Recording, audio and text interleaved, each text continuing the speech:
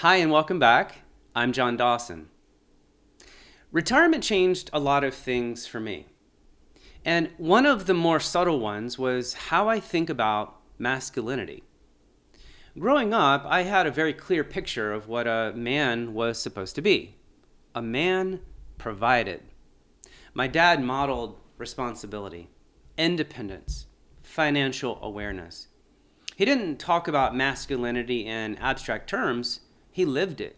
You work, you stand on your own feet, you take care of your family, you don't complain. And that wiring went deep. By my mid-20s, I had 4 kids. 4. And we moved from Virginia to Los Angeles. Culturally, that was a punch in the gut. In Virginia, it was common to start a family young and build your career around it. In LA, most of my colleagues were delaying kids until they were firmly established. Dual income, high security, perfect timing, but we were already in it. And we had made the decision to homeschool, especially in those early years, which meant my wife stayed home, and it meant that I carried 100% of the financial load. Providing wasn't philosophical, it was survival. Well, LA is not forgiving to single income families of 6. I remember sitting in traffic on the 101 and the 405, calculating in my head mortgage, healthcare, food, insurance, savings, college someday. I couldn't afford to stall. I couldn't afford to be average. I couldn't afford to fail. And I couldn't make it work on a pastor's salary.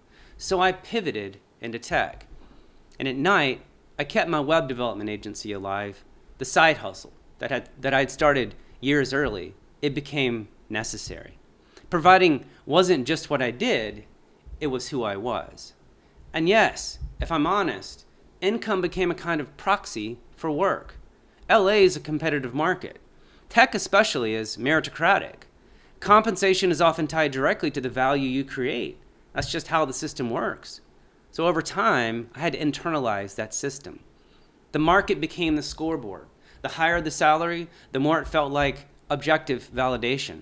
Not emotionally, just practically. If someone is willing to pay you at a certain level, it signals that your skills are producing measurable value. What's ironic is that I started as a kid who loved art. 7th grade art class was my favorite. I had quiet thoughts of becoming an artist one day. But in my mind, artists didn't make money. And yet, I built a 25-year career as a creative professional. Design, engineering, product, innovation. I never formally studied any of it.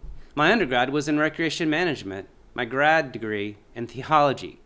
The market rewarded the work, and over time, I began to equate that reward with proof. Not proof of ego, proof that I was carrying my weight, proof that I could provide, proof that I was fulfilling my role. So when I retired, something subtle happened. Walking away from roughly a $250,000 salary was not casual. Even if the math worked, even if the rental income was strong, that salary represented visible strength. For about 6 months, I kept LinkedIn warm, just in case. Recruiters would reach out. I would respond politely. I wasn't fully detached. There's a certain power in being wanted, and there's a certain masculinity in being pursued. Well, the day I turned LinkedIn off, it felt symbolic.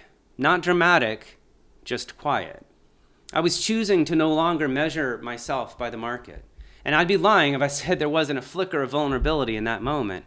Because when you stop earning through sweat and output and begin living off of assets you built in the past, it changes the texture of your identity. Before, strength meant endurance, output, long hours, carrying weight. Now, strength looked more like discernment. My rentals are like little employees. They go to work every day. They produce income. So my role has shifted from individual contributor to steward. Less grind, more oversight. Less proving and more protecting. And that's a different kind of masculinity. In my marriage, our roles are clear, not competitive, not hierarchical, complementary. We've learned it doesn't work well if we both try to occupy the same space.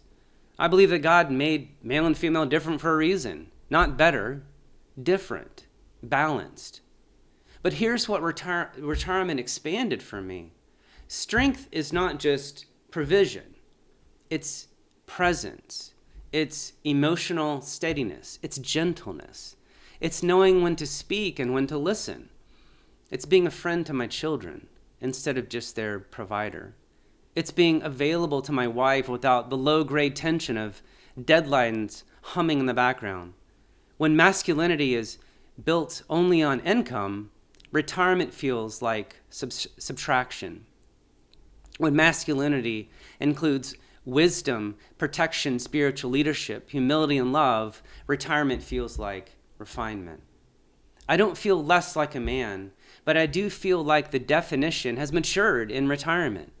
Provision still matters, but provision isn't only financial. It's safety, it's stability, it's character. It's the quiet confidence that you can carry weight and also set it down when the season changes. Retirement didn't strip away my masculinity, it revealed what was underneath it. And that has been one of the more surprising gifts of this season. If this resonates, I'd love to hear how retirement reshaped your sense of identity. And if you're enjoying these conversations, consider subscribing or giving this a like. Thanks for being here. I'm so glad you stopped by for John Dawson Retirement.